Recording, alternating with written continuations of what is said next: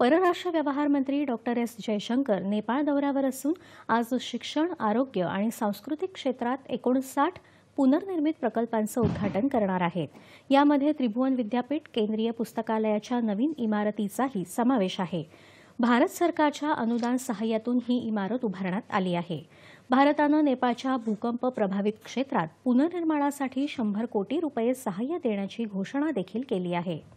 जयशंकर यांनी काल काठमांडू इथं नेपाळच्या राष्ट्रीय क्रिकेट संघाची भेट घेतली आणि T20 विश्वचषक स्पर्धेसाठी पात्र ठरल्याबद्दल त्यांचं अभिनंदन केलं। तत्पूर्वी काल एस जयशंकर आणि नेपाळचे परराष्ट्र मंत्री NP सौद यांच्या सहअध्यक्षतेखाली काठमांडू इथं भारत नेपाळ संयुक्त आयोगाची 7वी बैठक झाली। या बैठकीत द्विपक्षीय संबंध, व्यापारी आणि आर्थिक नातेसंबंध, रस्ते, रेल्वे आणि हवाई वाहतूक प्रकल्प, संरक्षण आणि सुरक्षा, कृषी, पर्यटन, आपत्ती व्यवस्थापन आणि इतर विकास प्रकल्पांवर चर्चा झाली। यावेळी भारत आणि नेपाळ दरम्यान काही महत्त्वाच्या करारांवर स्वाक्षऱ्या झाल्या। दरम्यान परराष्ट्र मंत्री डॉक्टर एस जयशंकर यांनी आज नेपाळमधल्या पशुपतीनाथ मंदिराला भेट दिली।